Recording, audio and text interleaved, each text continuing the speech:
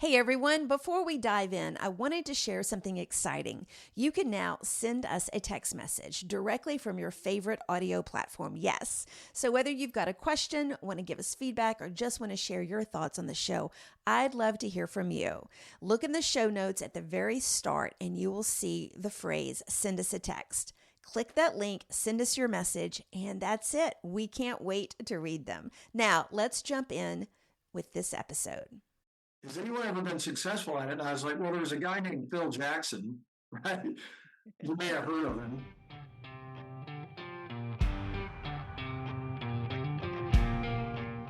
Today on the Sideline, mental performance coach, author, educator, and podcast host Greg Graber is up next.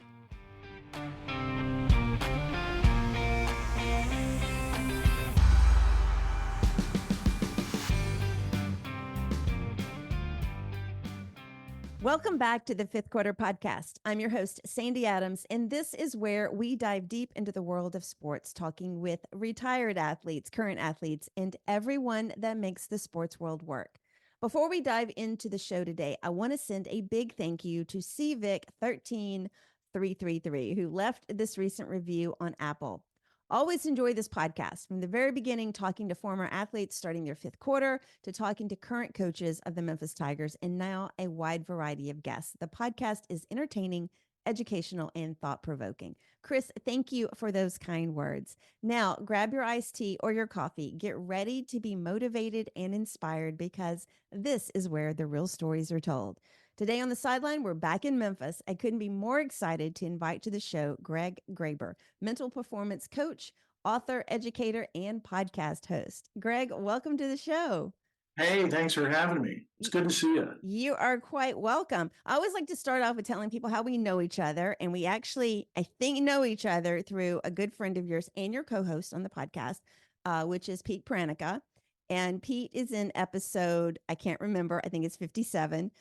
So if you have a chance, check out Pete's podcast episode with me. Actually, no, it's podcast 56. So I just found my notes. We're just fly by the seat of our pants here on the show. I do a little bit of scripting, but not a lot. But speaking of scripting, yeah, I'm nothing like Pete. So I don't have notes and charts and figures and graphs. So he's kind of Bert and I'm Ernie. So, you get what you get, right? Hey, I love those kind. It makes it a little bit more fun. So let's start off. You've got this fascinating career as a mental performance coach, working with elite athletes and coaches. So take us back. Was there a moment or an experience that first sparked your interest in the mental side of sports? So I was always an athlete as a kid. I played college soccer, and then later on as an adult, I ran ultra marathons. That's probably why I'm having a series of surgeries coming up soon on my hips and knees and Achilles and all this stuff. But the middle side of it always fascinated me for some reason. Even when I was like in middle school, I had no idea what like sports psychology was or mental performance. But for some reason, I always knew that it was somewhat or could be somewhat of a difference maker in Right. terms of performance. Okay. And, I always also like to say, if somebody could ask right now, like, who is Greg Graber? How would you answer that? That's a tough question. I do a lot of different things. I'm an educator by trade. Mm-hmm. I was a teacher and a coach and a principal. My background is in educational psychology. So I started working with teams and high level athletes. I still work at Lausanne Collegiate School here in Memphis as the director of social and emotional learning. They give me a lot of latitude to work with these different teams over the country. I'm really into mindfulness. I wrote a book on mindfulness. It was an Amazon bestseller called Slow Your Roll, Mindfulness for Fast Times. I'm a jack of all trades, sort of master of nothing, I guess. I kind of relate to that as well. Yeah, I like to say I have a composite career. Yeah. It's not that I'm aimless or I lack focus. It's just different things that are seemingly related really sort of captivate my attention. And that's kind of who I am. I I've discovered that about myself as well. A lot of times people will say, well, you do a lot of stuff. Well, I don't do it all at the same time. and Yeah. and I can actually relate everything to each other. You talked about I had learned that you did play sports in college, and I had thought about having you on as a retired athlete, but I decided that I think this subject is and this side of you is a little bit more relevant to the podcast just because of the subject matter. How did you get into, like, when you went to college, what was your degree when you first started? So my bachelor's degrees were in sociology and English. Okay. So I went to a small, tiny liberal arts college in Northeast Georgia called Piedmont College, where I played soccer. Back then, back in the ancient Stone Age, soccer in this country wasn't that popular. You didn't have a lot of big time programs. The ones that you did, they're probably on either coast. So, and I was a small school type person. Right. You're either a big school type person or a small school type person. So I started as an assistant with the men's team when I graduated, and I was a sports information director at a bachelor's in sociology. Mm. Really interesting at cocktail parties with that degree, but it's like, how am I going to make a living? What am I going to do? Yeah. I like coaching. I like teaching. I always like writing in English and reading and literature.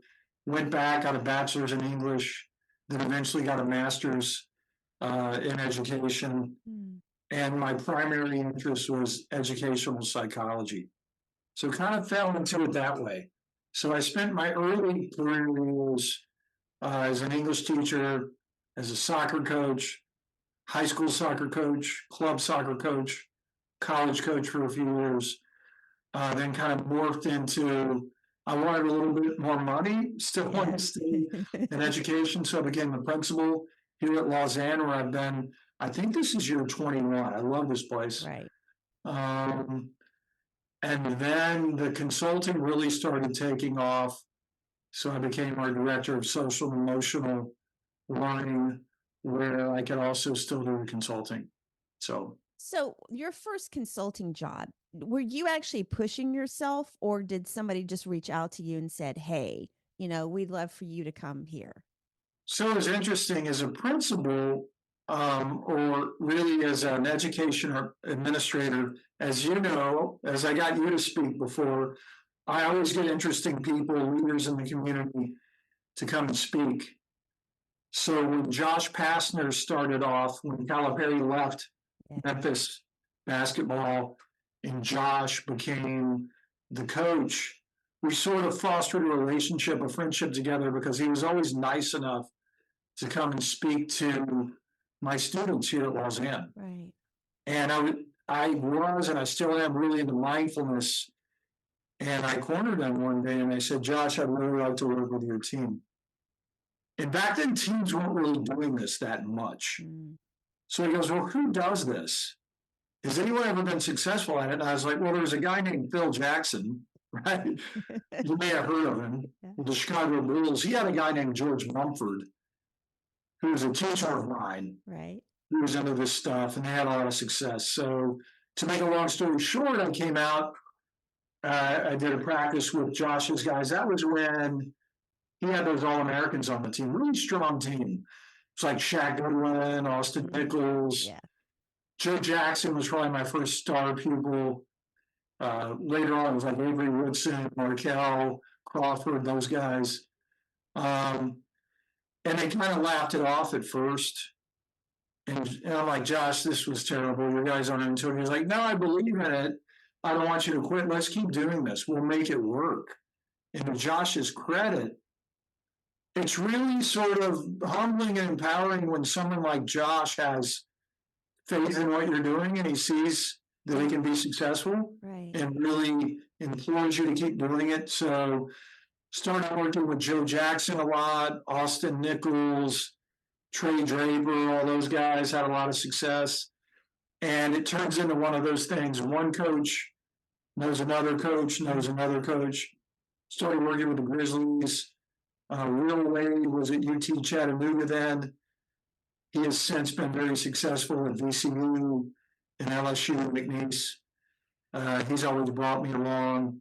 Right. I've worked with Marquette, Texas, LSU. It's really been cool traveling around, getting to do this, visit these different college campuses, work with these programs and these athletes. It's been a lot of fun. So the feedback from them, I would imagine that some of the athletes are not as receptive when they hear, especially if they've never worked with you before, that they're not as receptive when you come in. Is there a specific, you don't have to give names, but is there a specific player who gave you feedback later that said how it helped them?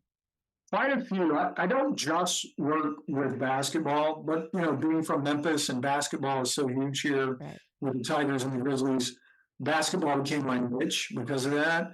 But I've worked with college golfers, soccer players, you name it.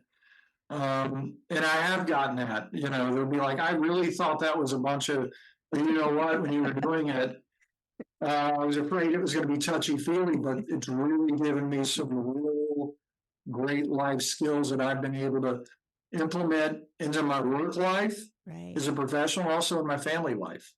So it's really rewarding that way. And to answer your question, initially, a lot of guys back then, back in the early days, were really kind of standoffish because it's not as popular as it is now. Right. Especially, I teach it from a mindfulness perspective. So I don't really get into the psychological aspects. I'm not a clinical psychologist. So I'll assure them when I'm giving them the sales pitch at the beginning, because it is that to get their buy-in. I'm like, we won't talk about your feelings. I'm not a counselor or a therapist. I'm going to teach you how to focus, how to cultivate mental toughness, Right. how to breathe before free throws, how to do mental imagery, these type of tools. It's going to make you a better basketball player. And then they're like, okay, they'll do anything to be a better basketball player typically. There they will. And then the cool sort of byproduct that they don't see on the front end is it's going to make them more successful human beings. It's really good for their all around mental wellness. No, So. I agree. So coming from your background as an educator, how did that shape the way you approach the coaching aspect with athletes? Yeah, I've always been a teacher and a coach, so it was pretty seamless for me. And that's the way I introduce it to them. A lot of them will call me Coach Graber or Coach G or whatever. I'm like, I'm a teacher. I'm going to teach you. I'm going to give you a toolbox of mental performance skills, and you can pull them out and use them when you need to. And it's going to be a real difference maker with your game. I'm like, okay, cool. And it's going to help you with your schoolwork too, if you learn how to focus and concentrate. And oh, wow, okay. So my approach has always been as, I'm a teacher and a coach. Okay. When you step into a locker room, what's the first thing you aim to understand about the team you're working with? Is there a specific atmosphere or energy that you're looking for? Yeah, that's a great question because every culture and climate of a team is different, and it all goes back to the coach. I've had athletic directors bring me in before, and coaches have begrudgingly agreed to do it. It never goes well then if the coach doesn't buy in. That's right. So typically my connection is with the head coach. And the basketball world is pretty small, really. So if I ever want to get in touch with a coach, I probably know someone who knows that coach, another coach. So if I want to solicit them or work with them, it's never an issue to get their number. Might be an issue to get them to answer my call sometimes, but it's never hard to get in touch with them.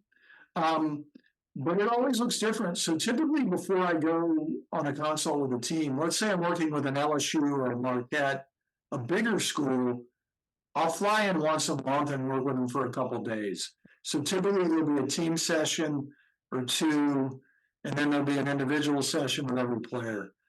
But before I set up these visits or these consults, typically I'll talk with the coaches quite a bit and sort of do what I call is sort of like a forensic analysis and learn sort of the culture and the climate of the team, what their needs are, what their wants are, what their issues are.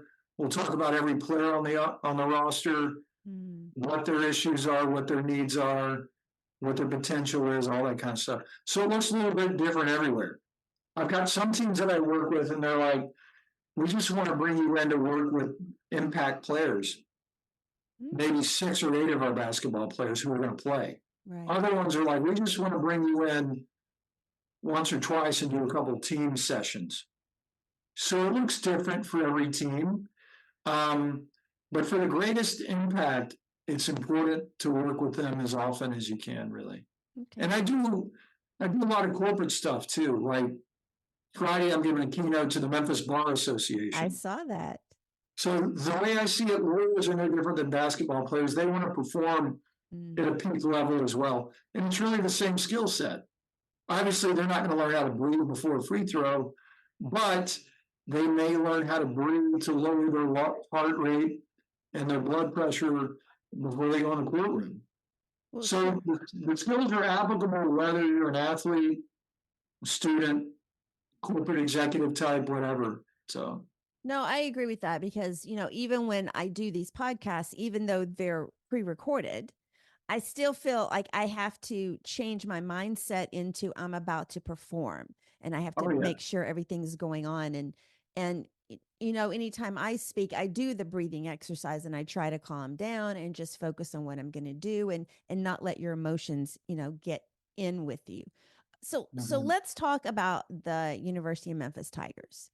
And I'm not going to get into specifics or anything, but working with them, especially because they're local, must be a unique experience. And I believe you grew up here, didn't you? I did. Yeah, I went to boarding school. I went to a place called Mountain Academy.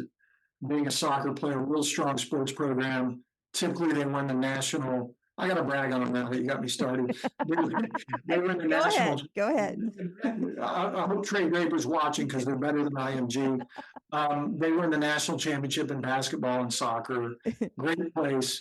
So I did grow up here. Went off to boarding school. Went off to college. Came back as an adult. So yeah, to your point, growing up as a kid, I watched the Memphis Tigers, Larry Finch, Keith Lee, Vincent Askew, Andre Turner is a good friend of mine, as he is you too, I know. Over the years, there were no Grizzlies. Right. So when I first walked in the Finch Center back then to work with Josh Pastor's team, I had to pinch myself. It was very special. I'm not saying not working with any team it's different though. Being your hometown team that you grew up with as a kid. Has some of the new car smell worn off? Yeah, not in a bad way, but like now it's work. Still love it. Right. It's still an honor. I absolutely love Penny Hardaway. He's a good friend. He's been good to me. It's still special to work with them though, definitely. It's not the normal, just okay. I'm going off to Idaho to work with a team today. It's a little bit different.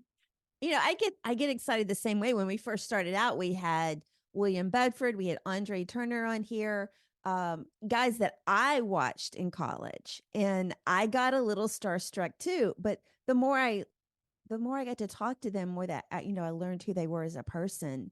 Then their story just became that much more special to me. Just being able to do that, but it is special, and I love highlighting people in Memphis, especially obviously because I live here, but. But it's funny, like, this, when your hobby or your passion becomes your job over time, I don't want to say the passion diminishes, but it becomes the norm. Yes, it does. It does. So I found myself a couple of years ago, I was flying off somewhere. It was those early flights out of Memphis, you got to get up at like 4 a.m. and you're out by like 6 or 7. It's like, I'm dragging a suitcase across the parking lot. It's freezing cold. It's dark. And I was complaining to my wife beforehand, and I'm like, oh man, I dread this. And she's like, look at you. Most guys or anyone would anything to do what you're doing right now, work with these teams, and kind of put it in perspective a little bit, Well, and I use that philosophy as well. I when I get tired or I don't want to do a podcast or I don't want to even go to a basketball game, like I'm just so tired, I also start thinking about I'm grateful I have this opportunity because I lived in Houston for 16 years. I could not go see a Memphis Tiger game except when they were there once a year. So I start thinking about how grateful I am for the opportunity that I have. It doesn't always work. I'm still tired sometimes, but I try to do that. I agree. When we're tired, we get a little, and this is human nature, we all psychologically get a little bit worn down and cranky, and we fail to have that sort of attitude of gratitude. But then hopefully, and I know you do, if we have enough self awareness, we can snap out of it and be like, you know what, this is cool. I want to do this. I'm, still a big soccer guy. So every week I try to go to the brass door. Seamus, I'm a big Arsenal I fan. see your pictures there. Oh, I love it. And then every now and then I'll be tired and I'll write to my wife because those Premier League games are in England, so they're 6 hours later there. So Yes. sometimes they're 6 in the morning here. Be like, I don't want to go. My wife was like, you always feel better when you go. Get out, go. And I do. It's like one of those things. It You is. know. It is. So let's talk about your book, Slow Your Roll: Mindfulness for Fast Times.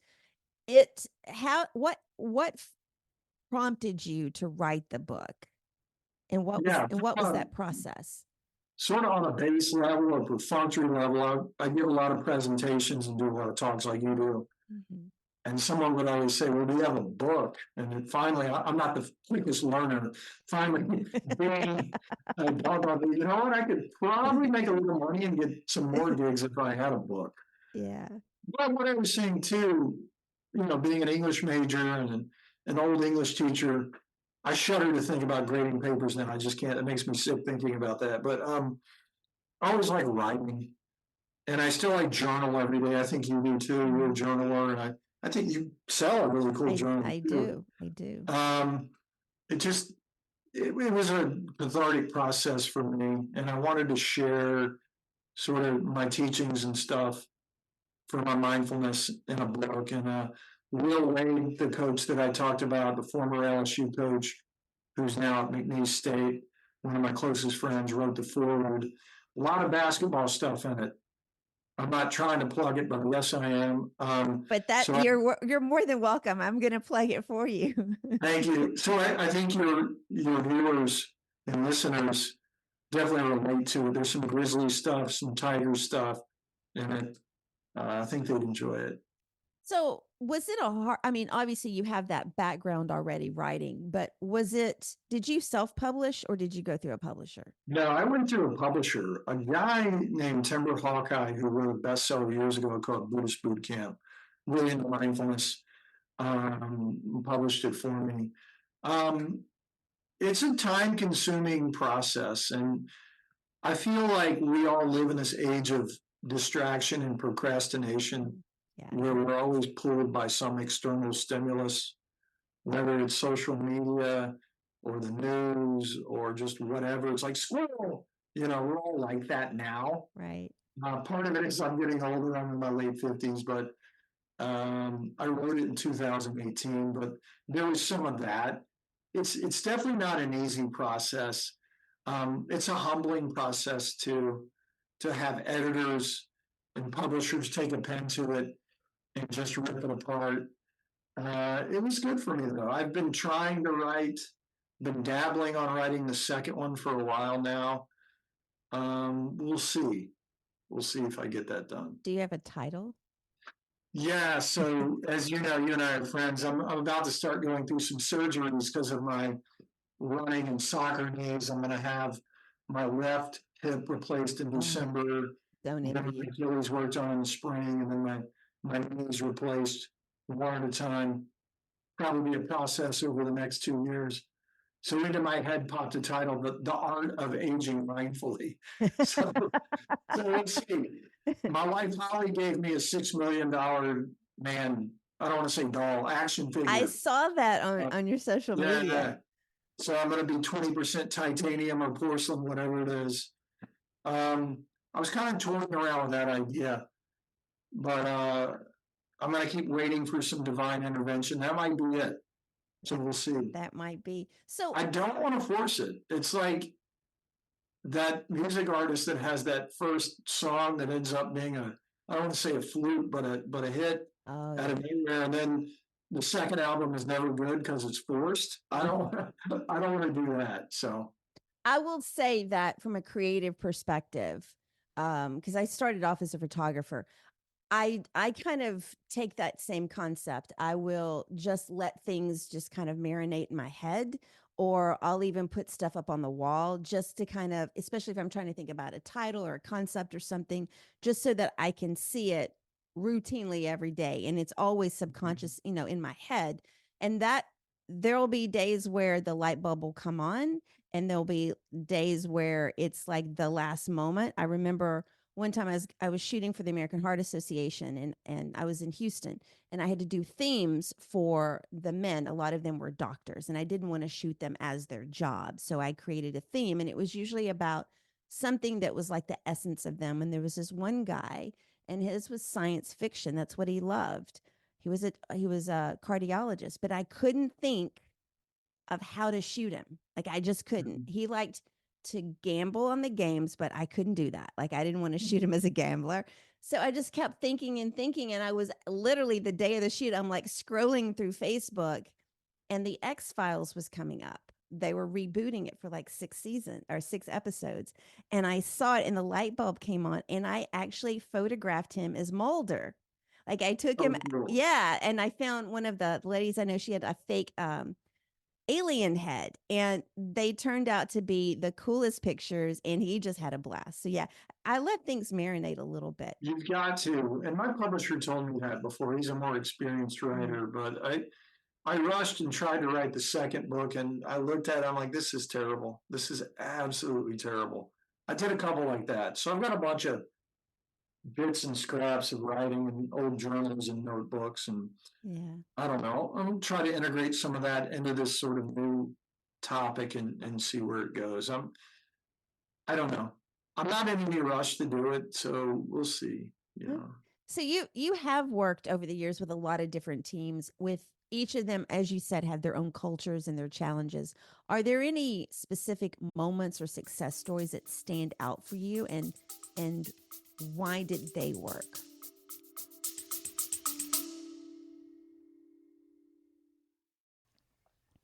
All right, before we get into the next topic, I want to take a quick moment to tell you about something that can really help you level up your personal brand.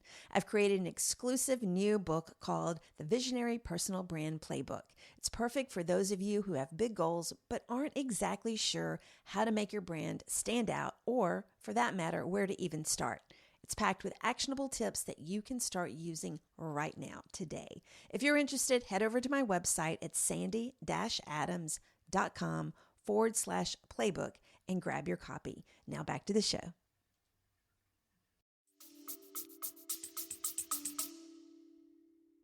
Yeah, basically, I see myself as a catalyst, not really as a healer, right? I'm not like some special type person that's like sawing open their brain and putting magical stuff in it. Basically, if I can teach them these skills, it gives them, if I'm successful, and ultimately it's up to them. If they're successful, if they listen to it, I see myself almost like as a quarterback. I'll Mm, throw them the ball. If they right. can catch it and keep doing it and be consistent with the work, they're going to succeed.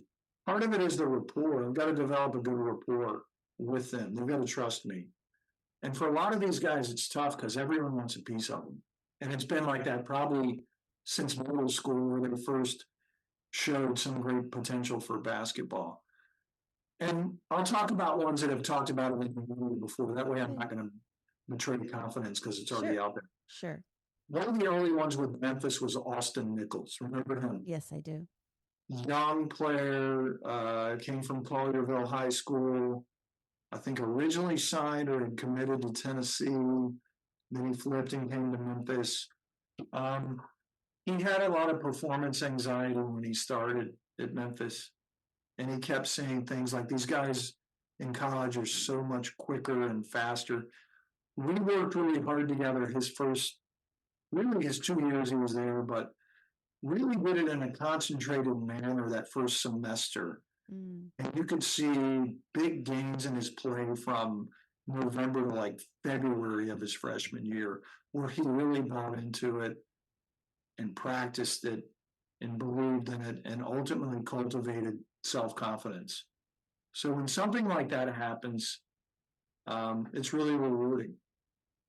So, what would you tell these athletes? Because there's only so many Steph Currys, right? So many LeBron Jameses. So what would you tell these athletes who have only played professionally maybe a couple of years and then they've been passed over and now they're looking at, I've got to find a real job, so to speak, and I've got to transition into a different career.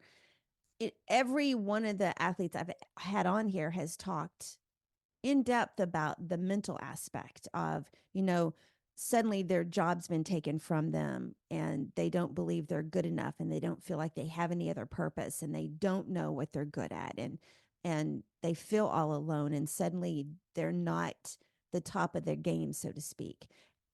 What Give me 3 tips, or give the people listening 3 tips on how they can kind of choose a different path for themselves mentally. I can really give you one massive Okay. tip instead of three that Excellent. the difference maker. If I start working with them early enough, I try to stress upon them the importance of having multiple identities. That sounds a little bit crazy. No, it doesn't. What I'll do is I'll have them get a journal or a notebook out, and I'll ask them to write down 20 things about themselves. In other words, what 20 things are you? So inevitably, the first thing they'll write down is a basketball player. And then they'll struggle to find sometimes even 5 different things. The problem, I'll tell them, is if you solely identify with being a basketball player, one, what's going to happen when your career is over? What kind of life are you going to have?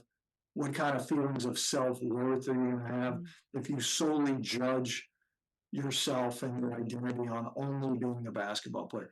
What are you going to feel about yourself, or how are you going to feel about yourself if you have a bad game or a bad practice, or you blow your knee out and you can't play anymore? So they'll be like, but I'm nothing else. No, you're probably a son. Yeah. Depending on your religion, you're a Christian or whatever. You're an American. You like playing video games. You like reading. You like, name all the different things that you are. I'm a brother. I'm an uncle. And you're not a basketball player. You're a guy who plays basketball well. There's a subtle little difference with nuance there, too. So whenever they have a bad day, I'm like, go pull out your list. And essentially, if you can think about yourself and having a rich, full life with these multiple identities, when one of the things on the list, such as being a basketball player, doesn't go well, you don't spiral down, hopefully, into a depression. Right. You're like, okay, I still have a rich, full, good life. I didn't play well today, but maybe I'll play well tomorrow. The other thing I'll tell them is the only consistency in life is change. Yes. And from a mindfulness perspective, we're always trying to resist change or the great unknown or uncertainty. We cling and grasp. It's futile, though. I'm not saying you should like bad things that happen to you, but if you get into the habit of realizing that the only consistency in life is change, and life is always going to change, and see it as an adventure, instead of living and dying every time it changes, so to speak, you're going to be better off. The ebbs and flows of life. Without a doubt. Yes. You're going to have them. And I guess I'm giving you 3 now. The other is not to have a perfection mindset, have a growth mindset. Even Steph Curry's not perfect. He doesn't shoot 100%. Have a growth mindset, and a growth mindset sort of encapsulates, I'm going to continue to try to grow and get better. Mistakes and failure are part of the journey. I may not like them because I'm a competitor, but I'm going to be okay. I'm trying to get better every day. That's what a growth mindset is all about. Okay, I think those are great for people because now let me ask you this, because what I have, and I've pondered this question. You have an athlete, let's just say basketball for the sake of we're in Memphis. So you have a basketball player who has grown up giving 100% to learning the sport of basketball, how to be the best. And he gets to college and he's still wanting to be the best. How do you, or is it feasible that you've got a person who then, if they want to have life after college or after their pro career, they need to start thinking about the other parts of them, like you mentioned. No, without a doubt. And it's about, I'm sorry, you're getting excited with this great question. But then is it possible for them to be such an elite athlete if they split their focus and start preparing for life after sports? Is it almost contradictory? No, absolutely not. If anything, they're not going to burn out just myopically always hyper fixating on basketball. Right. They're going to get to the point where it's drudgery. It's coming in. It's like working in a rock quarry, having to hammer rocks for a living. They're going to end up absolutely hating it if that's all they think about. I'll tell my guys that I work with now, the Memphis guys and everybody else, sure the coaches don't like it, but it works. I'm like, have a little time every day where you're not thinking about basketball. Well, sure. Have your feet and your mind in the same place. If you're on the basketball court, think about basketball. If you're in the classroom, think about class. If you're in a social situation, think about the social situation. If anything, that's going to help your focus for when you play basketball. If you learn how to sort of monotask instead of multitask on one thing at a time. Right. I knew a kid, well, he's a young man now, he's playing professionally in the NBA, Skylar Mays. He was a pre-med student. You don't see that often. No. He had varied interest, really good at this stuff, at sort of having multiple identities and interest. And besides the fact he was really brilliant, but it's good to have varied interest. You've worked, and you talk about this, you've worked a lot with Will Wade, who's now the coach at McNeese. Were you guys like, had you always been friends with him, or did that just come about as you started working? I love Will Wade. Will Wade's like my brother. Josh was the first coach that I worked with, and then Trey Draper, who played on that first team that I worked with Josh Pastner. He was getting ready to go be a grad assistant for Will at Will's first head coaching job at UT Chat. He talked me up to Will. Will and I met, and we just immediately clicked. So I worked with him at Chattanooga, then VCU, then LSU, now McNeese. We used to run together when I had knees and hip. We did everything. It's one of those relationships where you just kind of click. I'm always very conscious, like working with coaches and teams, you don't ever want to get too close on a personal level with everyone. It's true. It's like that old saying, I'm not here to make friends. You can still be friendly, obviously, right. And you should be. But sometimes you just click with someone and you can't help it. And that's kind of, real. Last night, McNeese almost knocked off number 2 Alabama. Wow. They weren't supposed to, obviously. So great coach, great human being. Got into a little bit of trouble. He has a growth mindset. He's learning from it. So, and that's all we can ask of people is, to learn from whatever has happened and use that to fuel that, to push their journey forward, but also to help educate other people. Without a doubt. And if I were to make a joke of it, I would say with NIL, he was a little bit ahead of the time. So there's that. I hope he doesn't see this, but it's kind of funny anyway. Okay, let's talk about your podcast. So you started this podcast. It's called Live a Little with Pete Pranica, who's, as I said, who's also been a guest on here, episode 56. What sparked that idea? And if you guys have not listened, you need to listen. What sparked that idea? And how do you come up with the topics? Yeah, Pete, as we all know, he's the television voice for the Memphis Grizzlies. He's done it for 20 years. I'm biased because he's one of my closest friends. He's the best in the business to me. He's got one of 30 really special jobs, right? In the NBA. He bought some podcast equipment a couple of years ago. I think he was going to do some podcasts for 901 FC, the soccer team here. And I think he wanted to get his money's worth. But also he wanted to do a thing, just two guys sitting down, having a beer, talking about just stuff, random stuff. It's random. It's not that it's not sports related. We'll talk about sports. Mhm. We'll talk about the Grizzlies, the Tigers. We both are big Arsenal soccer fans. We'll talk about them, but we talk about everything. We just have a good time. We say we do it for ourselves. Maybe that's a selfish way to put it, but we love doing it. It's just an excuse for him and me to get together. Maybe once a week, sometimes more or less. It's typically twice a month if we're lucky with both of our travel schedules. Yeah. We love doing it. So do you drink with every episode? You can sound harsh. We sip a beer to make it sound like we have an issue. Well, I was Drink. I wouldn't say I'm not a big drinker, but I'm more of a soccer guy. We drink a little more. If we're recording in the morning, typically we won't drink. Well, But if we're recording in late afternoon or evening, we will each have one beer, is what we do. so I was going to ask though, do you pick a different beer each time if it is in the afternoon? We try to, yeah. Okay. So there's I'm going to give them a shout out. Maybe they'll give us a discount. Yorkshire is the way that we say it, but I have a friend in England said I sounded dumb when I said it that way. I think it's Yorkshire is the way that they say it.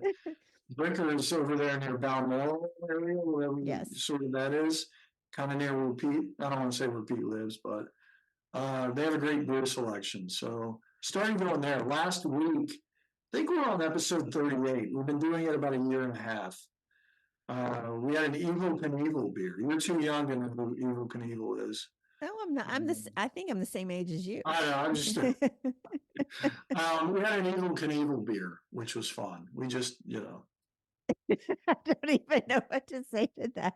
Not a great tasting beer, but just having Evil Knievel on this, striped American jumpsuit on a motorcycle in the can, I couldn't resist it. So it was made good fodder for the podcast. I'm sure. I haven't listened to everyone. I do listen to the ones I'm mentioned in, which I got to tell you now, every time I see my name pop up, I'm like, oh dear, what are they going to say today? So we need to start mentioning you in every podcast so you can listen to all of them, right? Yes. We need to do that. Okay, so are we going to are you going to be recording in December with your surgeries? My surgery, my left hip will be replaced December 13th, so probably not for a few weeks, but hopefully in early December. I never know. I'll text Pete, and he's so grouchy sometimes. I'm like, I'm in San Francisco because the Golden State Warriors. Why? I'm like, okay. I don't like. He's like, Google and see when the Grizzlies are playing. I'm like, all right, man. All right. It's much easier to text him and ask. Yeah, right. I'm like, I'm doing fine. Thanks for asking, Pete. So, and then I looked on his social media. He was having like avocado toast in Colorado with his feet in the sand the day before the game. So, flying those private jets with the Grizzlies and staying at the 5-star hotels, I give him a hard time. I know he's got it rough. It's a rough life, I tell you. It really is. And does well with what he does, but. Don't let him fool you. He's got some nice perks. He does. Where can everybody listen to your podcast? Yeah, it's on all podcast platforms, whether it's Apple or whatever else, Spotify, wherever you find podcast. And it's Live a Little with Pete Pranica and Greg Graber. That's right. And I will have a link in the show notes and also on my Buzzsprout website for this podcast. I've got it linked at the bottom as a podcast I recommend. So thank you. You guys can do that out there. So let's go into just a few more things here. Do you I think you've already kind of talked about this. Do you have how do you stay grounded and centered? Yeah, I'd say a couple of different ways. I call them my anchors. And by the way, I work with private clients too, kind of one-on-one if anyone is ever interested. But sort of for me, it's daily meditation, even if it's only 10 minutes every morning. Right. I try to journal every day, at least during the work week. Sometimes on the weekends, I don't get that done. And I try to decompartmentalize. When I'm at home, I try not to think too much about work, Mm. which is hard with technology. Yes. Technology is kind of the Trojan workforce of the work world, right? Mm-hmm. That's how they sneak work in on us, giving us a laptop or a phone, whatever. I try not to do too much of that. I try to hang out with my wife, have a glass of wine, a good dinner, hang out with our two dogs and our cat, just anything that helps relieve stress and kind of puts me in a better place. Okay, those are good. So thinking about your career path so far, what would you say has been the most rewarding or is the most rewarding part of your work? Ooh, that's so tough. As you know, because you've had the composite career, you do Mm. have the composite career, you do several different things as well. It's hard. I would say probably having a positive impact on people. Yeah. Couple things came to mind. This week, I got a text from an SEC kicker. Didn't have a great game 2 weeks ago. This week, he hit, I think it was 3 or 4 field goals in a row. He sends me a text of him in his SEC team uniform, meditating or breathing in the locker room. Said it worked. Um, I heard from a soccer player, Division I soccer player in North Carolina, who went through a rough patch last year as a junior. This year as a senior, he made all conference. Made Mm-hmm. me feel really good. Little things like that, you Yeah. know. When you look back on everything, the education, the coaching, the writing, the podcasting now, what's the legacy that you hope to leave in the world of sports and mental performance? Uh, that I help people, one, believe in themselves, and two, reach their potential. I feel like that's important. I think for us to believe in ourselves, we have to know that someone else believes in us first. Right. And I always want to be that person. I know what I was going to say. So, Simone Biles, Mhm. from the previous Olympics, which I think was Tokyo, and then the Paris Olympics, and just the conversation around, mental health. Do you think that her story unfolding internationally has helped people buy into what you are, I hate to use the word selling, but to what you do? Yeah, not just her, even, but yes, without a doubt. But also, like, remember Kevin Love a few years ago Yes, came yes. out, talked about depression. Um, LeBron is, I don't know if he's an investor or an owner, but he advertises the Calm, Mm-hmm. CALM, Yeah. mindfulness app. Yes. There's all kinds of things. Kobe, arguably one of the best, not arguably the best basketball player, but one of the best basketball players at the very least ever, was really into mindfulness and stuff. Whenever I go into work with a team nowadays, I can show them YouTube clips of Steph Curry, Mm. LeBron, Kobe, all these guys talking about Jamal Murray, all these guys talking about mental game, mindfulness, mental performance, mental health, all this kind of stuff. Back in the early days, you didn't find any of that, or not much of it. Um, and to a certain extent, back in the old days, it was seen mistakenly as a weakness. Yes. Like, you're just mentally weak. There's nothing wrong with you. No, that's not true. So It it's was interesting. it for us. Our second episode was with William Bedford, and his to me was the most eye opening because in it he talked about when he got to Memphis. I mean, he grew up here, but when he started playing at Memphis and playing in the Mid South Coliseum, he talked about how he just couldn't get on the court without getting high.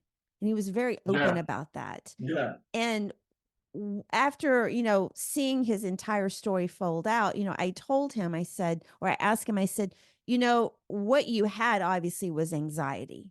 Like you could not get on the court at all. You need something to calm down. No one recognized that. And I think even if they did, they probably would not have felt the need to do anything about that other than just telling him to. Oh, without a doubt. Now, like at the University of Memphis, they have a cadre of like mental health professionals on staff. Yes. They Yes. have clinical counselors, they have many different, back then, that was 1982, 84, Yeah. around there. I remember my teenage years. Yeah, I'm sure they didn't have a sports psychologist on staff, No. I would say. No.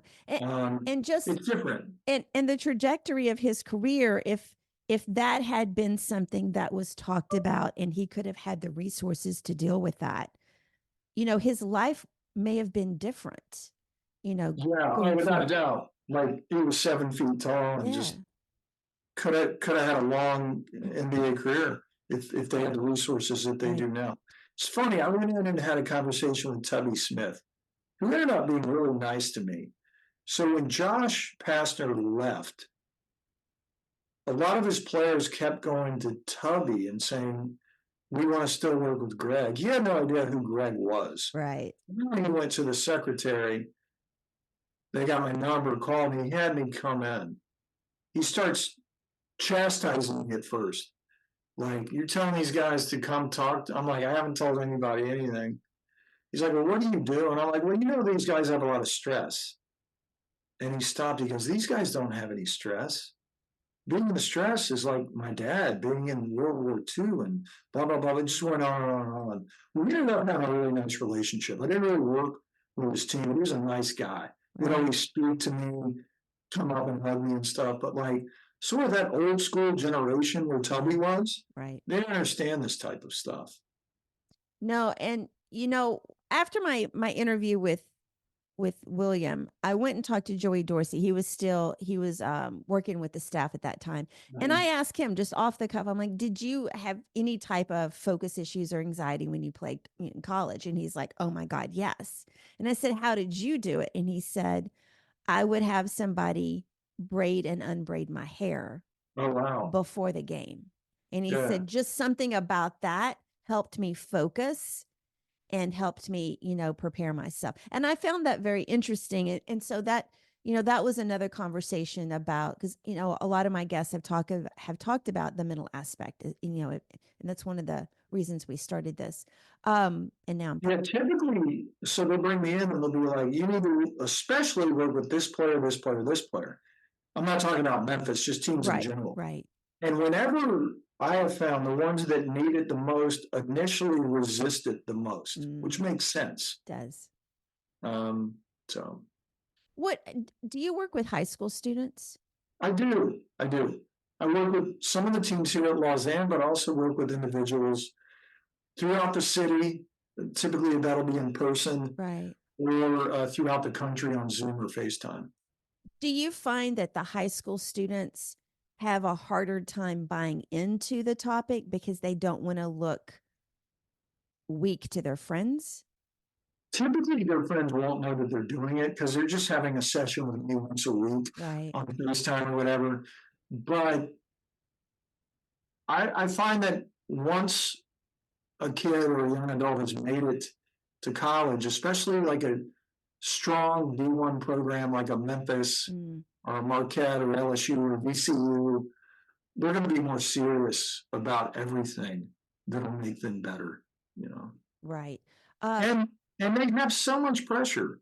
It's not only they put pressure on themselves to do well, which is human nature, doesn't mean they're weak or something's wrong with them.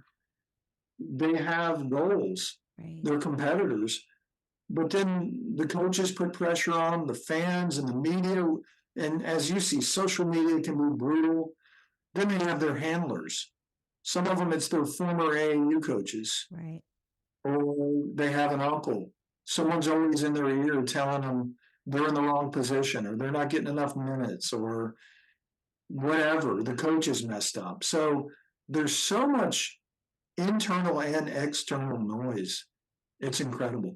Anyone that thinks that these are all pampered athletes who have no pressure.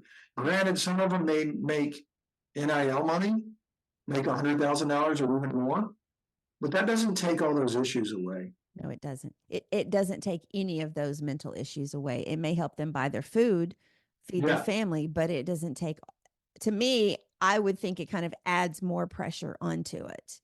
I agree. Then, And we live in this culture of instant gratification with yes, Uber Eats and Netflix and whatever. We get what we want when we want it, whenever, with the push of a button. right. So I see kids now on some teams I'll be working with, and it'll be December. The season starts in November. It's like, I'm not coming back to this school next year. I'm transferring. Yeah. I'm not getting my minutes. I'm like, the season just started. Why don't we work on this and you just try? Yeah. It's amazing how everything is about instant gratification now. And that's not a judgment or an indictment on the kids. No. Society puts that on them pretty much. I was just talking with someone about that yesterday about the issue of instant gratification for kids of all ages, and even for adults, it's all there, and no one can really, no one, they don't, people don't necessarily cultivate patience anymore. Oh yeah, my parents would never let me quit anything. There Me was a team or neither. two. There was a team or two I was on. I had to see through the season. You know, I was miserable, and it was a great lesson in perseverance and grit and tenacity. I mean, obviously, if someone is being abused, that's a different story. But if it's just me not getting what I want to out of it, then I need to stick with it. Recently I had two guests on. Cameron Kinley, didn't he go to Lausanne? Yes. Yeah, Okay. Cameron. I worked with Cameron at Lausanne, and then when he was a Navy football Yes. player. Yeah. So I had two guys, he and another guy. He played football, obviously, for the Naval Academy, and the other guy, Grant, played basketball. Two fascinating episodes if anyone wants to go check those out. But both of them talked about the mental aspect of being in the Naval Academy and just how difficult it was. And, obviously they've got people there to help everybody going through it because it's obviously a rude awakening for everybody. But I found, that very eye-opening as well, just the amount of stress and the amount that you have to learn to focus and just kind of concentrate on everything. um Greg, any last comments to everybody out there listening? No, I've had a great time. If anyone ever wants to get in touch with me about anything, I'm Yes. not even plugging business. I'll help you out. I'll shoot you an email, give you some advice, whether you want it or not. My email is info@greggraber.com. And my website, which is a listing of everything that I do, is greggraber.com. Excellent. I'll put that all in the show notes as well. Any social media platform you'd like people to follow you on? I'm on Twitter. I'm trying not to check it too much. At Greg Graber, Okay. getting on that. Uh, So I'll do that as well. Okay, Greg, thank you so much for being on the show today. I enjoyed it so much. Great to see you. You as well. Thank you all for listening, especially if you've made it all the way to this part of the show. I appreciate all of your support. Another reminder to subscribe to the show wherever you listen or watch. My mantra is like, share, and review. Follow us on social media at 5TH Quarter or 5THQRT Podcast. And remember, we're now every other week for episodes every other Wednesday. Until next time, remember, change is our ally and it paves the way for greatness. Stay inspired. Have a great rest of the week.